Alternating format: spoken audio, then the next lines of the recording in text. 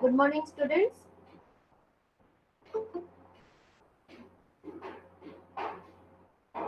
Morning, ma'am. So today we are going to start with a new chapter, that is your CPU scheduling. So the basic concept of CPU scheduling already we have discussed it. Who will tell me what is CPU scheduling? Yes, just anyone tell me what is CPU scheduling?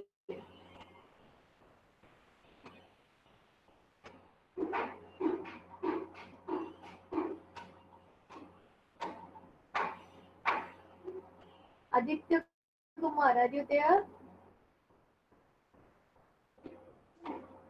Aditya, Yes, ma'am.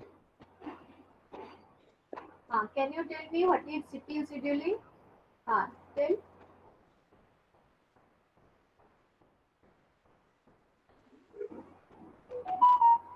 What is CPU scheduling?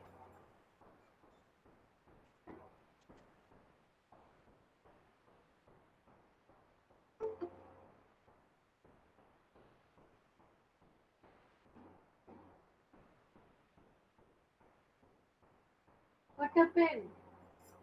Aditya, what is CPU scheduling?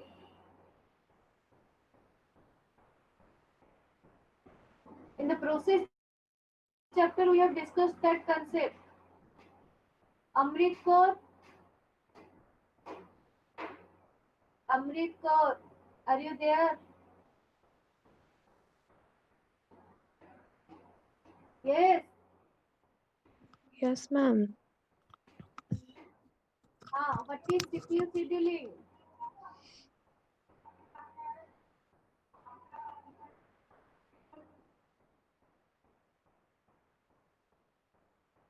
What happened?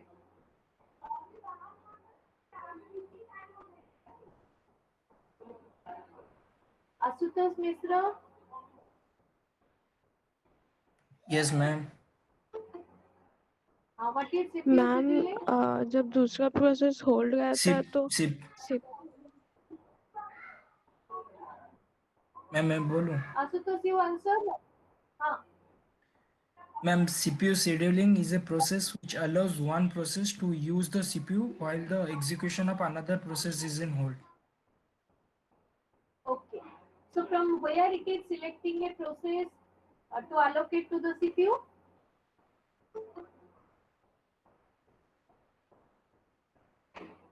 From which place it is selecting the process to allocate it to the CPU? Ma'am, RAM. From the main memory. Okay. So in the RAM, the process is stored in which queue? Have you remember? We have discussed the different types of scheduling queues. In which queue it was stored?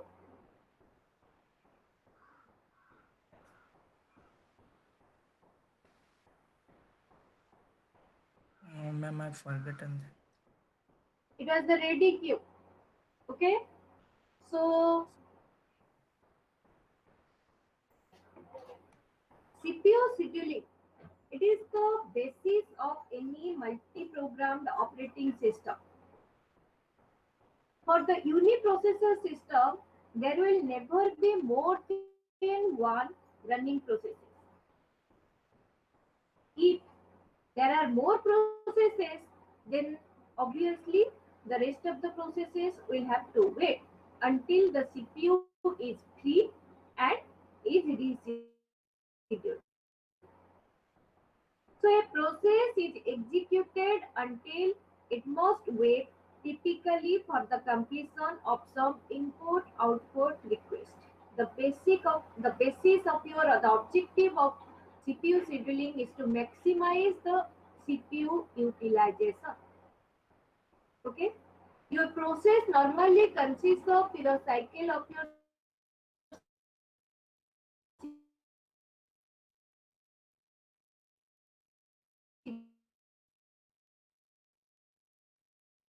the amount of time it is executing in the CPU. And the input output burst, that is the amount of time it is performing its input output operation or waiting for that one. So your CPU burst followed by the input output burst, then it follows the CPU burst. In this way, your process continues its execution. But now here, mainly our concern is on the CPU burst. We are not considering the input output burst.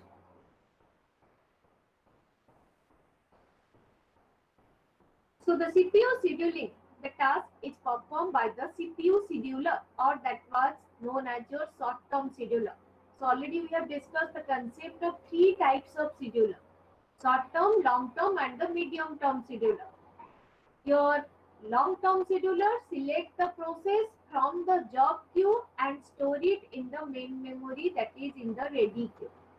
Short-term scheduler select the process from the ready queue, assign it to the CPU for execution.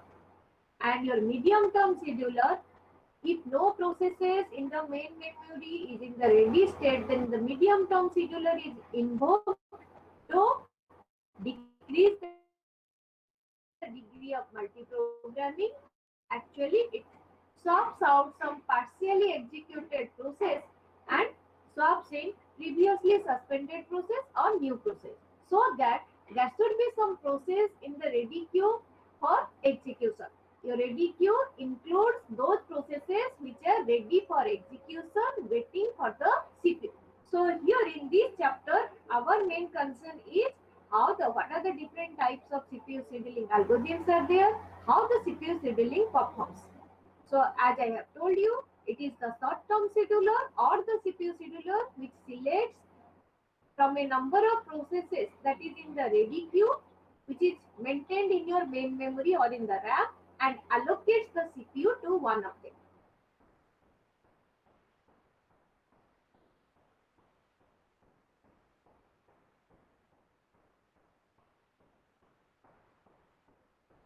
So as you know that Any process when it enters into the system, it is put in the job queue. Then the processes from the job queue are selected and stored in the main memory. That is in a list, again known as ready queue. Now when your CPU is free, simply the CPU scheduler selects the process from the ready queue and assign it to the CPU. So this task of the operating system is normally known as CPU scheduling. Now the CPU scheduling, that decision takes place under four cases. First one, that is when a process switches from the running state to the waiting state. Have you remembered the 5 states of the process? New, ready, running, waiting, and terminated. So from the new it moves to ready, from the ready it moves to the running state to the scheduler dispatch. Then from the running state either it may directly move to the ready state due to interrupt, or from the running state it can move to the waiting state due to some input output operation, or if it has completed it moves to the terminated state. After completion of the input output or the event for which the process has moved to waiting state, it will again goes back to the ready state. So already we have discussed that concept through the state diagram. So from that state diagram, you can clearly understood what are the different situations when the CPU scheduling takes place. That means those situations when your CPU is free, when a process moves from the running state. So what are the different cases? First one, if a process switches from the running to the waiting state. That is maybe for some input output operation, maybe for some event like it has created a new child process and waiting for the completion of that, or it is waiting for some system call to pop up. So at that time the CPU scheduling decision takes place. Now the second case, when a process switches from the running to the ready state due to any interrupt. Okay, so the way I have told you, suppose the time slice or the time quantum allocated to the process has been expired, then one interrupt will occur. The currently running process will directly move to the ready state. Suppose one process is executing, a high priority process enters into the system. Then there may be an interrupt occur, so that the current process will move from the running to the ready state. And the third case, if a process switches from waiting to the ready state, it may also affect your CPU scheduling decision. And lastly, suppose one process has completed its execution and moves from running to the terminated state.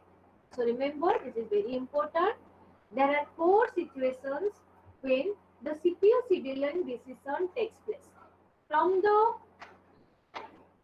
state diagram, you can clearly understood that. First thing you remember, first case when a process switches from the running to the waiting state. Second, when the process switches from running to ready state. Third, when the process switches from waiting to ready state. And last one, that is when the process terminates. Now the CPU scheduling decision takes place under the condition 1 and 4, that is known as non-preemptive CPU scheduling. And the CPU scheduling takes place under the condition 2 and 3 here. That means when a process moves from running to ready state, or when a process moves from waiting to ready state. If in those 2 conditions CPU scheduling takes place, that is known as preemptive CPU scheduling. So there are 2 types of CPU scheduling. Either it may be preemptive CPU scheduling or it may be non-preemptive CPU scheduling. Now when scheduling takes place your circumstance 1 and 4, that is known as non-preemptive CPU scheduling. Now remember, in non-preemptive CPU scheduling, once the CPU has been allocated to a process, the process keeps the CPU until it releases the CPU either by terminating or by switching to the waiting state. Okay? So let me tell once again what is non-preemptive CPU scheduling. In non-preemptive CPU scheduling, once the CPU has been allocated to a process, the process keeps the CPU until it releases the CPU by terminating or by switching to a waiting state. Now come to what is preemptive scheduling. Now when your scheduling takes place under your circumstances 2 and 3, that means when a process switches from running to ready state or from waiting to ready state, or you may simply tell that when a process enters into the ready state.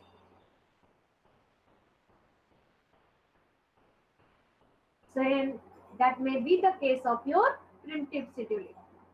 Now remember, with preemptive scheduling, a running process may be replaced by a higher priority process. Okay. So normally this is accomplished by activating the scheduler whenever an event that changes the state of the system is detected. So you remember two things simply. In non-preemptive CPU scheduling, once the CPU is allocated to the process, until unless it has not completed, it is not going to release that CPU. Preemptive scheduling, if a high priority process enters or if the time quantum has expired, if the process moves from running to ready state or a new process, a new high priority process completing its input output, completing its other events enters into the ready state, then from the middle, the currently executing process may release the CPU. So that is known as preemptive CPU scheduling. So with examples, you will be more clear about the non-preemptive and preemptive. For the timing, for simplicity, you remember in non-preemptive, the process once allocated to the CPU is not going to release it in the middle of its execution. But in case of preemptive, it may release the CPU in the middle of its execution due to some interrupt. Now come to another important concept, that is your dispatcher.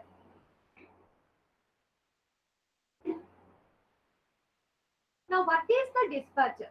Now in the state diagram, I think you have remembered, there was an arrow mark we have represented from ready state to the running state labeled as scheduler dispatch. So that was performed by this dispatcher. So dispatcher, it is simply a module that gives the control of the CPU to the process selected by the short-term scheduler. Okay. So dispatcher is the module simply which gives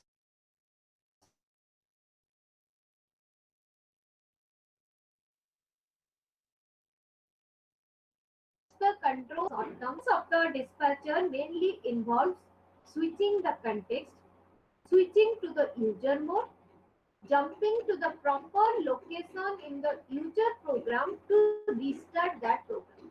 Okay. So dispatcher is a module that gives the control of the CPU to the process selected by the short-term scheduler. The main function of the dispatcher is to switch the context, switch to user mode and jump to the proper location in the user program to restart that program.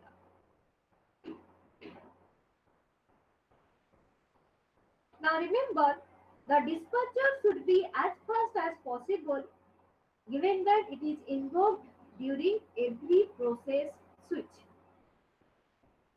Now the time taken by the dispatcher to stop one process and start another process is known as dispatch latency. Okay, the time taken by the dispatcher to stop one process and start another process is known as dispatch latency.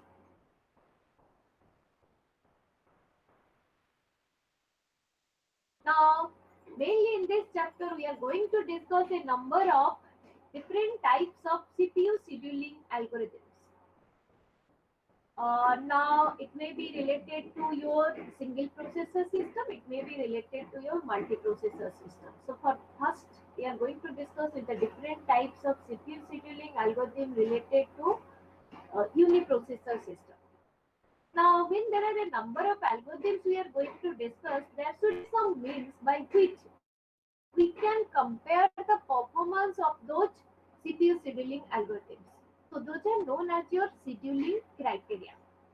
So, next comes to the different types of criteria which are used for comparing the CPU scheduling algorithms to make a decision which algorithm to use in a particular situation. Now there are 5 criteria here we are going to discuss with. First one, that is CPU utilization. So the main objective of the algorithm should be to keep the CPU as busy as possible. So it is the average fraction of the time during which the processor, the CPU, remains busy. Okay. So this time includes both the time spent executing the user programs, executing the operating system. Now the CPU utilization may range from 0 to 100%.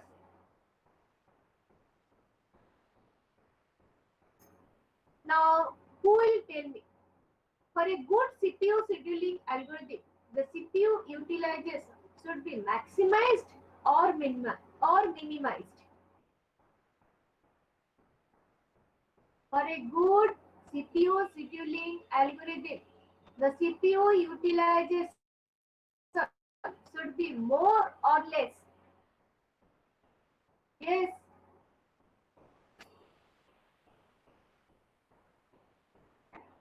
More.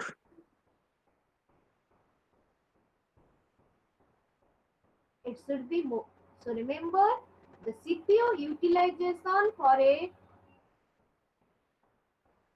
good CPU scheduling algorithm should be maximized. Now come to the second criteria, that is your throughput.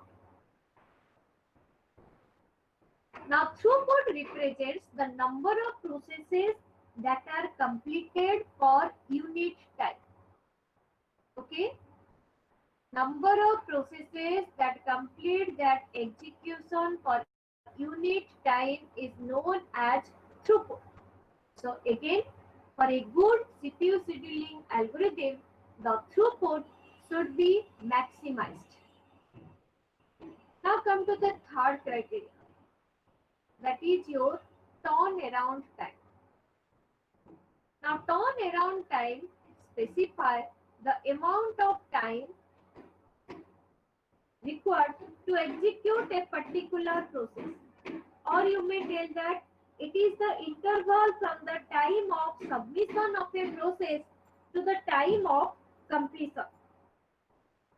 So you may find out the turnaround time taking the sum of the periods that process spent waiting to get into the memory, waiting in the ready queue and executing on the CPU doing the input output.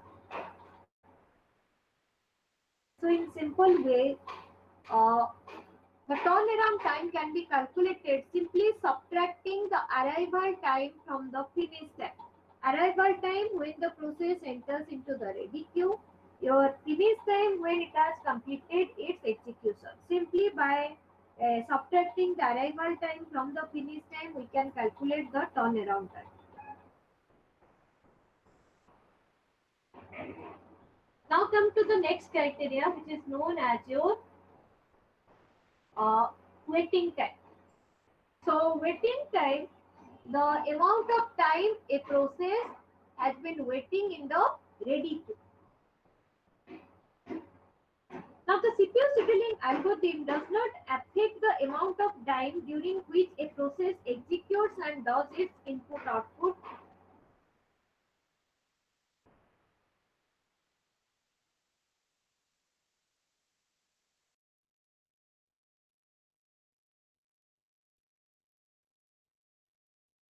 So it affects only the amount of the time that is you may consider as the sound. Now you can find out the waiting time simply by subtracting the CPU burst time from the turnaround time. So for the time you remember only the definitions and how you are going to calculate. Through a lot of examples, I will explain how to calculate these criteria. So waiting time can be calculated simply by subtracting the CPU burst time from its turnaround time. Now come to the next one, that is response time. So this is the amount of time the process takes from when a request was submitted until the first response is produced, not the output. So mainly it is in case of your time sharing environment. Mostly important in case of your time sharing environment. So remember, response time is the amount of time the process takes from when a request was submitted until the first response is produced.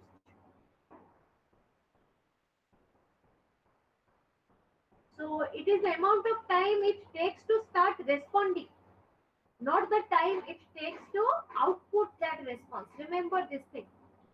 Don't confuse with the waiting time and the response time. Waiting time is the some of the time the process spent waiting in the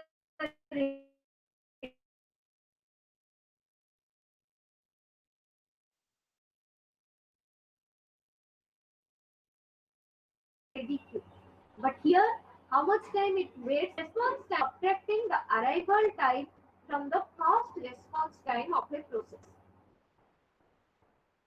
Now remember, for a good CPU scheduling algorithm, the turnaround time, waiting time, response time, all these things should be minimized. So your CPU utilization and throughput, it should be maximized. Your turnaround time, waiting time, response time, all these things needs to be minimized.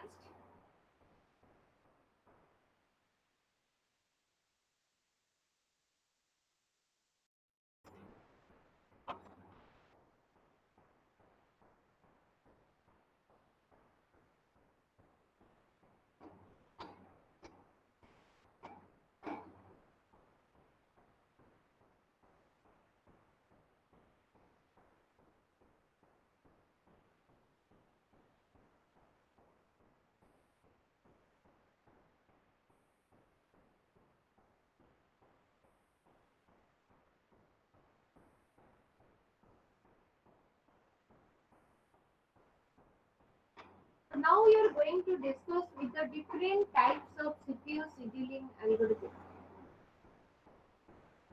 Mainly we are going to discuss with the fast come fast serve scheduling algorithm, the shortest job fast scheduling algorithm,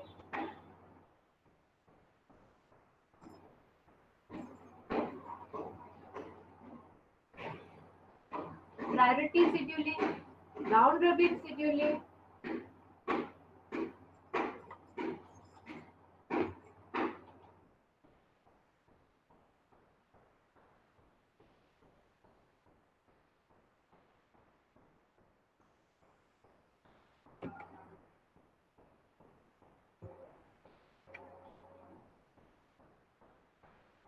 So there are four basic CPU scheduling algorithm we are going to discuss with.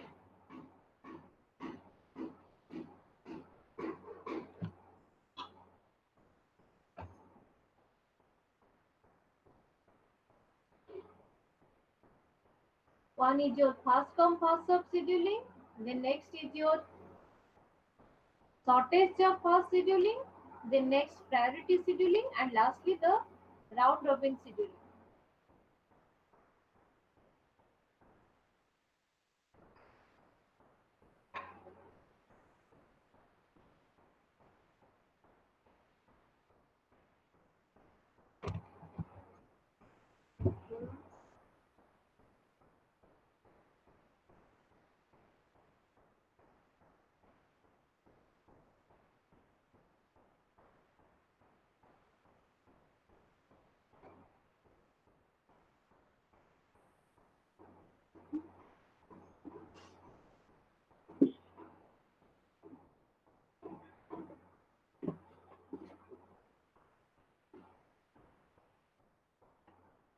Now before starting with the different types of CPU scheduling, all of you attend this quiz.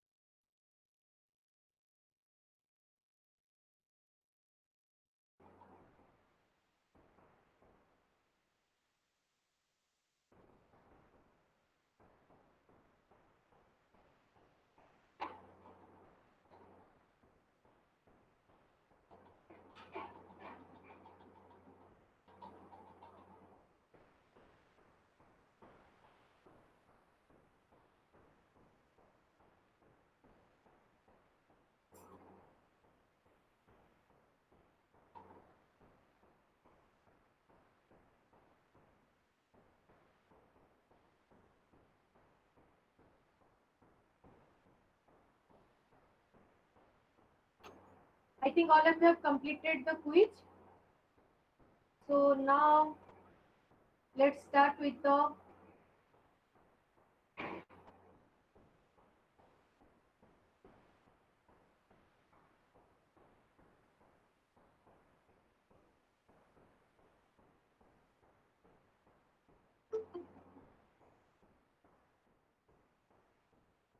okay. Is the screen visible to all of you? Yes, ma'am. Visible. Am I okay? So let's start with the first CPU scheduling algorithm that is known as your fast come fast serve CPU scheduling algorithm. So let me first explain the features of your fast come fast serve CPU scheduling algorithm. Remember fast come fast serve, that is also known as your FCFS. The fast come fast serve CPU scheduling is the simplest CPU scheduling algorithm. Now here the process that requests the CPU first is allocated to the CPU first. Or you may tell that the process that enters into the ready queue first will be the process to be allocated to the CPU first. Now the implementation of the fast come fast serve scheduling algorithm is easily managed with a fast in fast out queue. Now when a process enters the ready queue, its process control block is linked to the tail of the queue. Now when the CPU is free, it is allocated to the process at the head of the queue. Then the running process is removed from the queue. Remember, in fast come fast serve scheduling, normally the waiting time, or you may tell that the average waiting time of all the processes is quite long compared to other processes. And remember, fast come fast serve scheduling is a non-preemptive CPU scheduling. Okay, it is a non-preemptive CPU scheduling. That means here, once the CPU is allocated,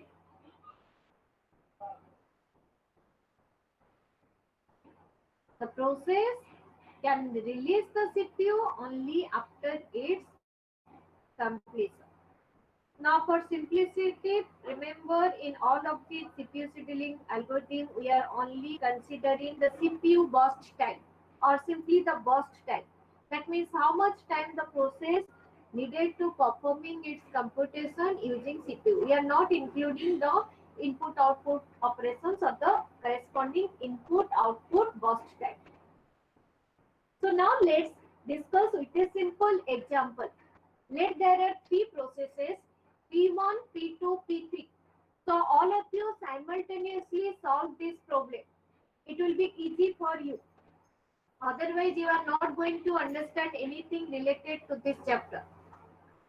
Let's consider three processes P1, P2, P3. Let it is provided their burst time, the CPU burst time for the process P1 is 24. That is 24 millisecond. For P2 it is 3 millisecond. For P3 it is 3 millisecond. Let the arrival time for all the three processes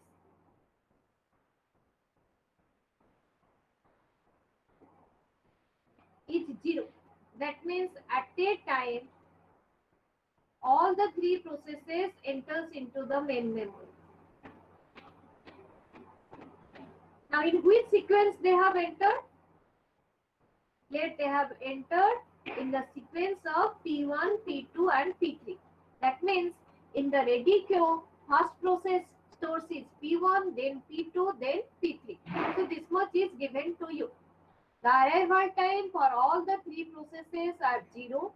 The burst time for P1 is 24, for P2 is 3 and for P3 is 3. Now let's find out how the processes will be allocated to the CPU and let's calculate the turnaround time, waiting time and the response time of each process. And finally, let's find out the average turnaround time, average waiting time, and the average response time. Now, before calculating the turnaround time, waiting time, or response time, you have to represent one Gantt chart for the schedule. Okay? The Gantt chart for the schedule. So, this is a particular schedule including the start and the starting and finish time of each process. Got the thing? Remember, your Gantt chart represents in which order the CPU is allocated to the process, what is the starting time and what is the finish time of each process.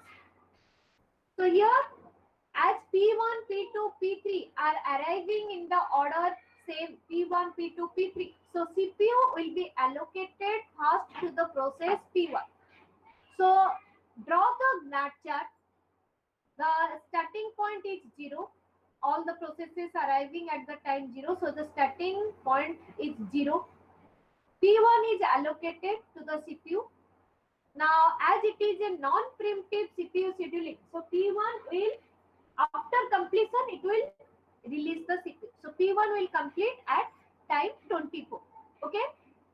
So 0 is the starting time for P1 and 24 is the finish time for the P1.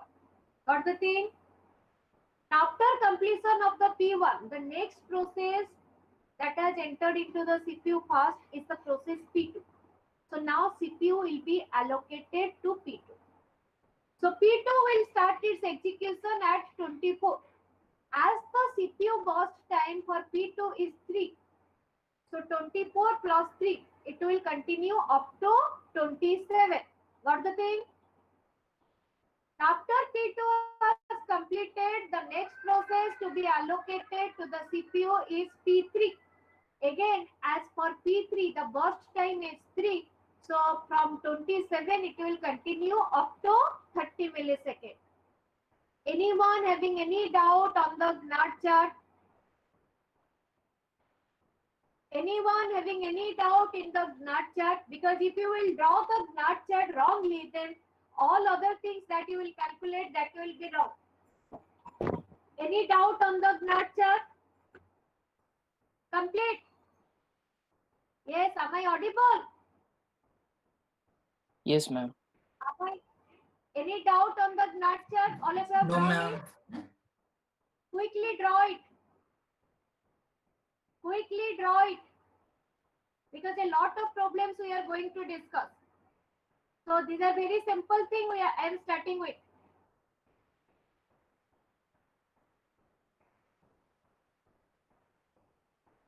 So quickly draw the Gantt chart.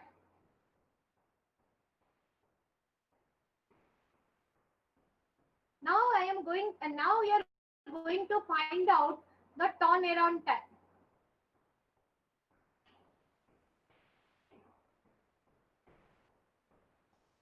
Now, what is the formula to find out the turnaround time? Remember, all these criteria we can find out only looking at the Gantt chart.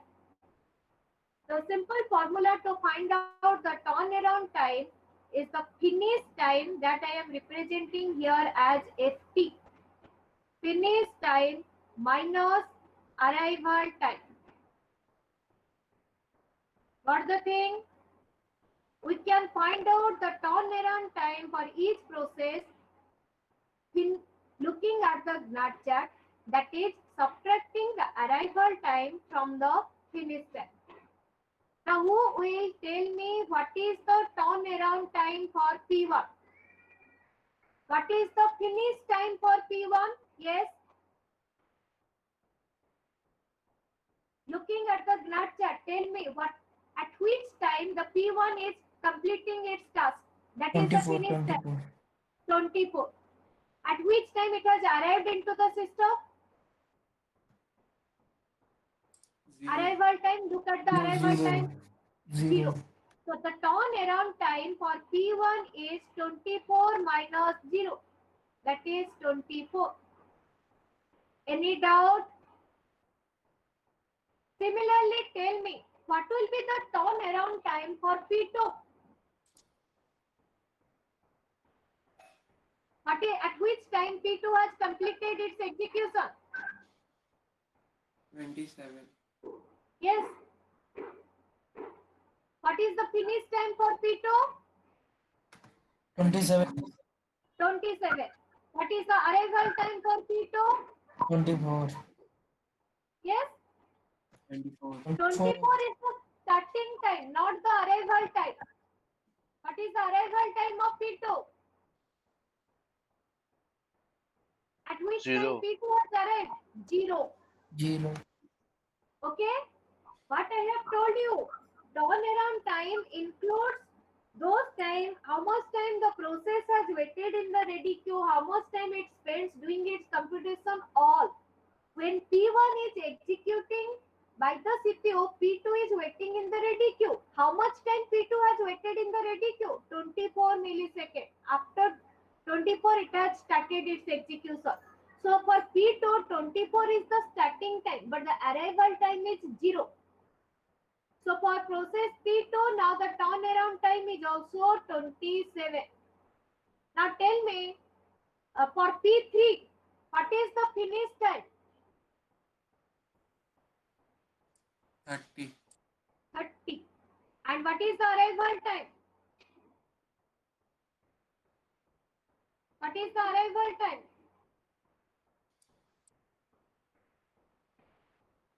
For P3, what is the arrival time? Yes. Look at the column of arrival time. 0, 0. 0. So now the turnaround time for P3 is also 30. Now who will tell me what is the average turnaround time for each process? What is the average turnaround time for each process? Turnaround time in the short I am here writing as TAT. So what is the average turnaround time? How to calculate? Simply add all these three values, 24, 27 and 30. Then divide it by 3 and tell me what is the value you have find out. 27. That is 27. Clear? I hope all of you have written up to this. Complete. Now come to find out the waiting time of each process and the average waiting time.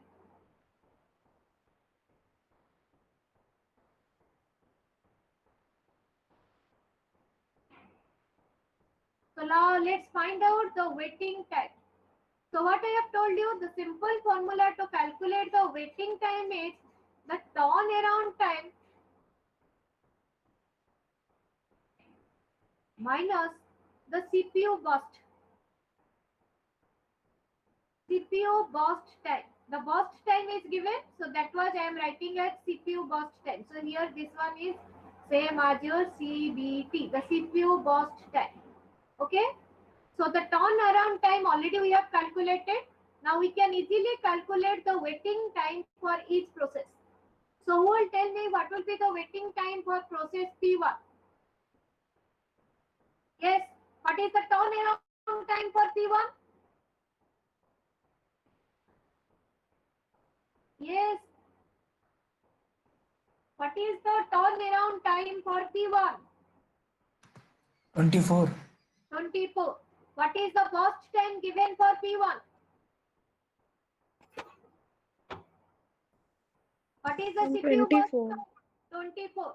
So the waiting time is simply 24 minus 24.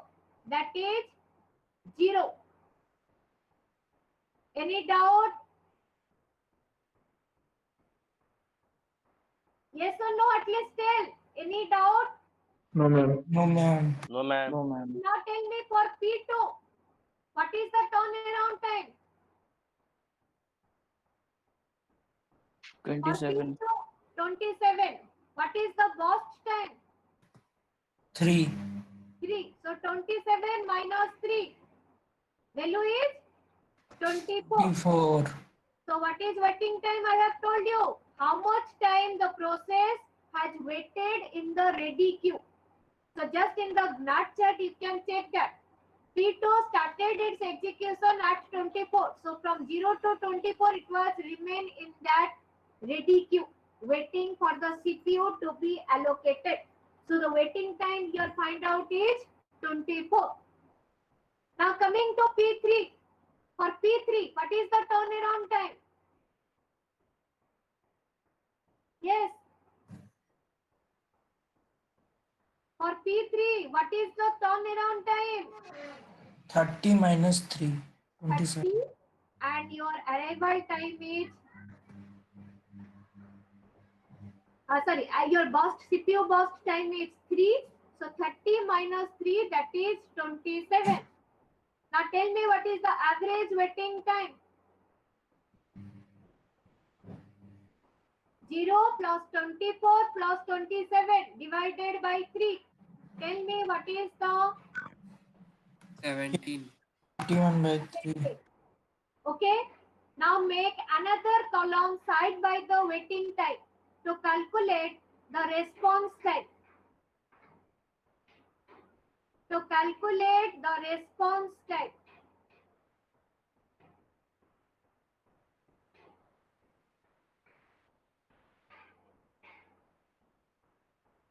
Okay, for each process now we are going to calculate the response time. So response time is simply calculated as fast response minus the arrival time. Fast response means fast time, at which time it has fast time allocated to the CPU. So for P1 at which time it is fast allocated to the CPU? For P1, what is the response time? Looking at the NAT chat, tell me at which time P1 is allocated to the CPU? Yes. At which time P1 is allocated to the CPU? At time 0. So this 0 is the response time for P1. Sorry, this 0 is the fast response for P1. Now 0 minus the arrival time is also 0. So finally the response time for process P1 is 0. Okay. P2 got its fast response, that is at 24. P2 is allocated to the CPU at time 24. So the fast response for P2 is 24 minus the arrival time is 0. So the response time for process P2 is also 24. Similarly, for P3, the fast response is 27. The arrival time is 0. So what do we find? The response time is also 27. So now tell me, what is the average response time for each process? Yes. What is the average response time for each process? Am I audible? 17. Yes, Okay. So what we find here? The average waiting time, here it is same as your average response time. And if you will check, the individual waiting time and the response time of each process, they are also same here.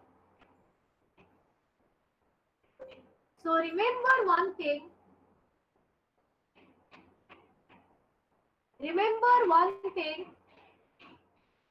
Your as the FAST is a non-preemptive CPU scheduling.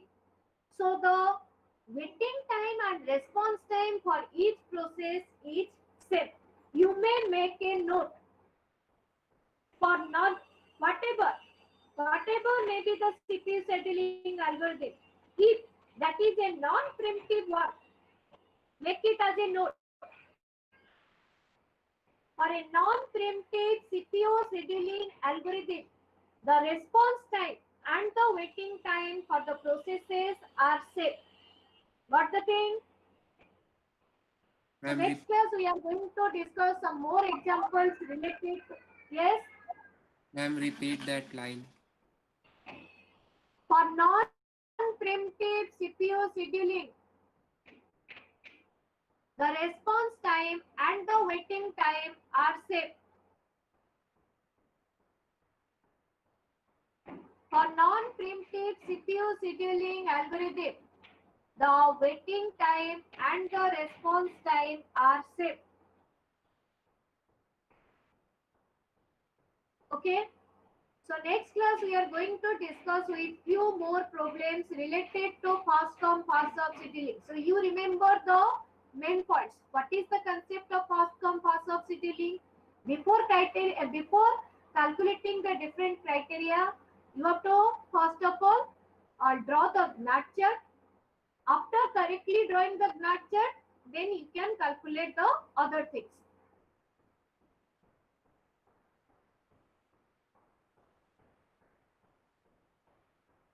Now respond to your roll call. Abhijit Rao. Ma'am, Yes. ma'am, can you please show that slide again where you have calculated all those? I have erased that one. Okay, Okay. ma'am. You just go through the book, everything you will find it. Otherwise, Okay, next class when I will again discuss it, you will check it. Okay. okay, ma'am. Okay, fine. Abhijit, Yes, ma'am. Ankit, Present, ma'am. Simon Pradhan,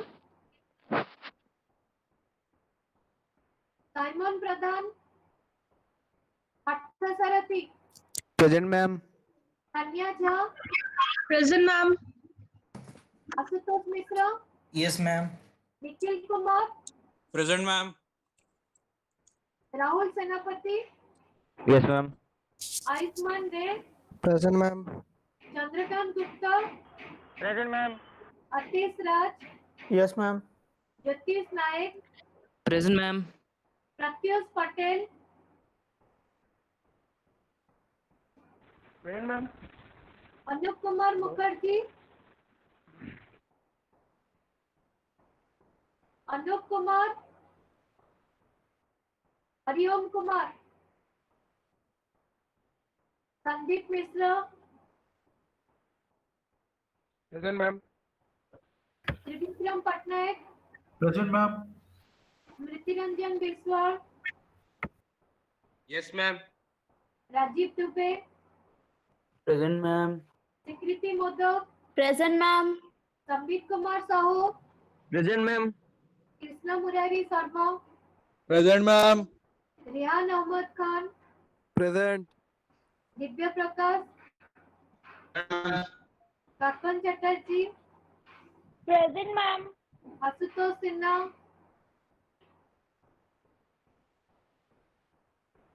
Debajyoti Das, Present, ma'am. Shikhar Swarup, Soumya Mahapatra, Present, ma'am. Krishak Samantray, Present, ma'am. Ananya Lenka, Present, ma'am. Shruti Namra Mahapatra, Present, ma'am. Khushi, Present, ma'am. Neha Ranjan, Present, ma'am. Sibulu Das, Present, ma'am. Nikita Rojalin, Present, ma'am. Krishna Samal, Present, ma'am. Abhishekar, Present, ma'am. Kef Mahmudi, Anjali Gaurav, Present, ma'am. Priyabrata Das, Present, ma'am. Alisa Patnaik, Present, ma'am. Vidya Darshan, Present, ma'am. Aditya, Diksha Kumari. Ma'am, Present, ma'am. present. Okay, Diksha Kumari. Present, ma'am. Amrit Kaur. Present, ma'am. Rajesh Kumar Padi.